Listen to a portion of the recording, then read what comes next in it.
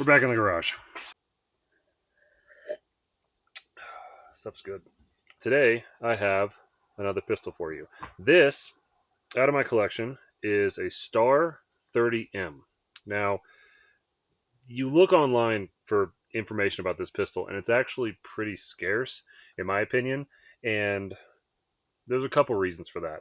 But I found this at a local shop for about $350, and I absolutely had to have it. This pistol is wonderful, which is weird because Star doesn't have this amazing reputation in the U.S. So who is Star? So Star is a Spanish company, and the name is Star Bonifacio Echeverrio. Star Bonifacio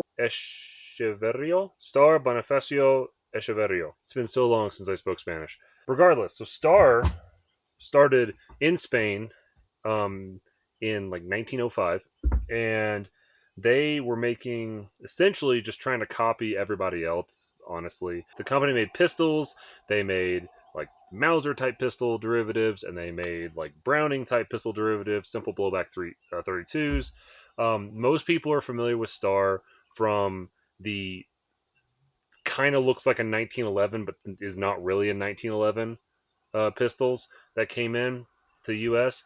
And one of the interesting things about Star is that, at least here in the US, most people have seen them in movies. Around the early 80s, like 1980, 1983 or so, they kind of transitioned to more modern style of like manufacturing firearms. And one of the models that they came up with around this time was the 30M.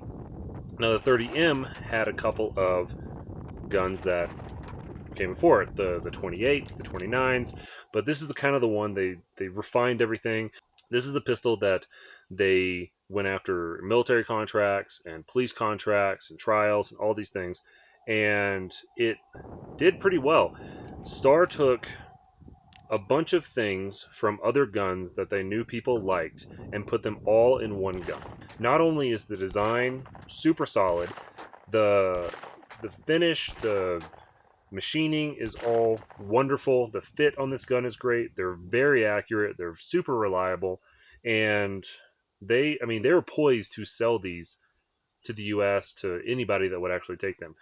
So let's take this pistol. We're going to break it down. And I'm going to show you kind of how this thing was built, what the ideas, kind of what ideas went into this pistol, what design choices went into this pistol, and you'll see that I'm objectively correct. This is a double stack P210. You have your markings on here. It says Starfire Model 30M right there. You have a serial number. We have Interarms Alexandria, Virginia as your importer mark. It doesn't look too bad. The safety on this pistol is slide mounted. That's fire. That's safe. You have a little white dot. You have a little red dot on there to show that. It is ambidextrous. So on the other side of the pistol, we have the Star Echeverria, made in Ibar, Spain. Caliber 9mm P, 9mm Parabellum. We have a screw right here that holds in the actual magazine release.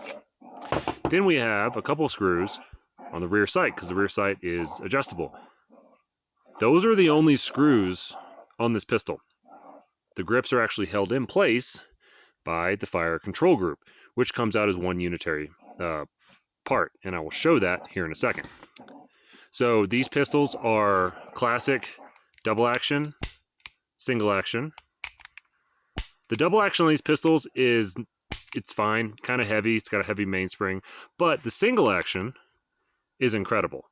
The single action on this pistol is about maybe 4.5 pounds with very little creep. The sights on these things, two dots in the rear with a rectangular front that's really easy to pick up. Great sights for these pistols from the early 80s. So the magazine on this pistol, you might have noticed, is from the last video.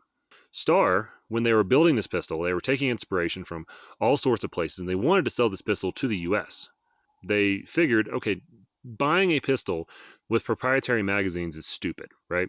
So what's the most popular double stack 9mm magazine that they could chamber this in? And they chose the Smith & Wesson Model 59 mags. So this pistol actually accepts Smith & Wesson Model 59 magazines. They lock back and everything.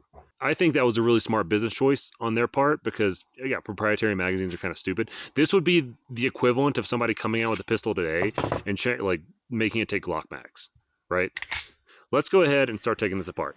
On the slide, so you have a notch here on the slide, you have a notch there on the frame. You line these up and then push it from the other side over here. And then the slide has to come forward a bit for you to actually pop it out. So these things come apart like basically any other tilting barrel kind of Browning design. So let's go ahead and take the slide off. You'll notice the slide rides inside the frame. So let's do that again. The slide rides inside the frame, much like a CZ75 or a SIG P210. We can go ahead and pull out the recoil system here. This is a captive recoil rod and spring. You can see that you have a little hole here. It's very similar to a high power in that regard, except it's captive. It is full length, so it comes out the front right there. We take the barrel out, and you can see, look at that, 2 lugs. This is a 2-lug tilting bolt design, again, much like a high power, much like any other Browning design. You have your camming surface here, and it's a very beefy barrel. Like the barrel on this thing is pretty massive. In fact, most of this pistol is pretty large. That's one of the biggest complaints I've ever seen on these guns. The barrel, again, locks up inside of the slide up top. Let's see if you can see that. Your locking lugs right there. Slides in, locks in place. There you go. This pistol's safety is interesting. So the safety on this gun right now, it's in fire mode. And you can see the firing pin. Put it to safe. It's like, okay, there's nothing that changes, except this firing pin actually gets pushed forward whenever it's on safe. So it pushes the firing pin forward out of the way, so the hammer, if it drops, it doesn't ever touch the firing pin. This was something that Star did to these pistols that they were thinking about the competitive scene, right? Dry fire. Dry fire is really important, but what if you don't want to dry fire and just constantly slam the hammer onto your firing pin? Let's move it out of the way, because you can actually drop the hammer on these guns with the safety engaged. And so that was a, it's a training thing. You want to dry fire. Slide here, we've got your extractor right there. Not much else to say. Very well machined. Again, you can see the full length guide rails here. Let's look at the frame. The frame on this guy, here's your ejector, right? It's your little 9mm ejector. Very simple fire control group on this gun. And in fact, if you take the punch and push in this detent, you can pull the entire hammer and fire control system out, just like a SIG P210. While this one's pretty heavy in there, it's pretty stuck, I actually have one right here. This is the hammer system for the Star. So you have the main spring here. Here's where the detent holds it in place. You would pull this out and maintain it as one piece. The grips slide into the frame via this little metal protrusions here and here. I think they probably could have gotten away with just putting a screw somewhere on it, but this is a very interesting way of doing this. It's kind of, I don't know, it reminds me of the Tokarev a little bit, even though the Tokarev attaches a little differently, but it's a way of attaching grips very solidly to the pistol without, a screw. And you can see that the safety is on, but I'm able to dry fire all I want. So, why do I think that this gun is a double stack P210? It shares a ton of similarities with a SIG P210. It is the same lockup system, so it's got a 2-lug lockup. It has full length rails where the slide rides inside the rails. The most obvious reason that I would call this almost very similar to a SIG P210 is this fire control group that it slots into the rear of your frame, and you can pull it out as one unit. That is directly taken from the SIG P210. And yes, I have a complete parts kit for this pistol just because I'm like that. So What happened to Star? Because these pistols are really great. It's big, its recoil is amazing, the sights are really great, it's really easy to make shots, it's very, very accurate. So they're well made. So what happened, right? Why wasn't this a home run? Colt, back in the 80s, I think it was around 1984, 1985, something like that, they actually imported 10 of the Model 28 PK. They imported them because Colt wanted to get in on the Wonder 9 money. They were looking at options. Do they make something in house? Do they import something in? So one of the ones that they looked at was this. So Colt would have put their name on this gun and sold it as not a Star, but as a Colt whatever 9mm double stack, whatever they want to call it. Right? That's for the marketing team to decide.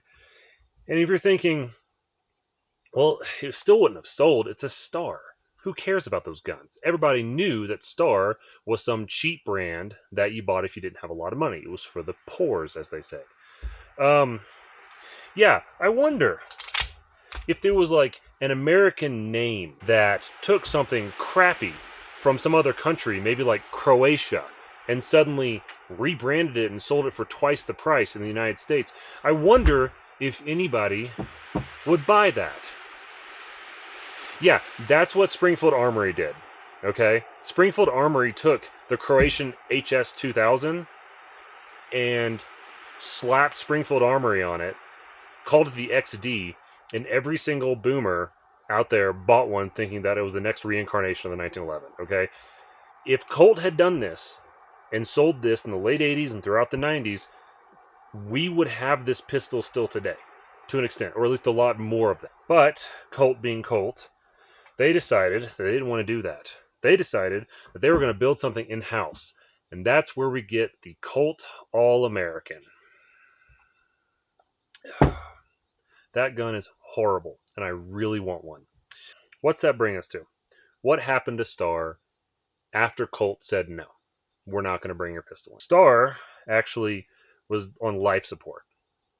And the only thing really they were counting on is the U.S. market to buy some of their pistols, which they did import a bunch of these, and they did, sell a little bit. However, 1994 happened, and everybody knows what happened in 94. The assault weapon ban hit, and because of that, not many people are going to be buying a high-capacity 9mm gun from another country. They couldn't. They had to send these with like 10-round magazines. They eventually shut their doors. So they filed for bankruptcy. I believe they shut their doors around 1997. So yeah, in closing, I would say that they took about 70 years of good ideas from all sorts of pistols and designs that everyone loved and stuffed them into one pistol, right? And they were like, this is it. This is the Wonder 9. It doesn't get more Wonder 9 than this. And they put it out there, and then they promptly went bankrupt. So, rest in peace, Star. You made a damn good pistol.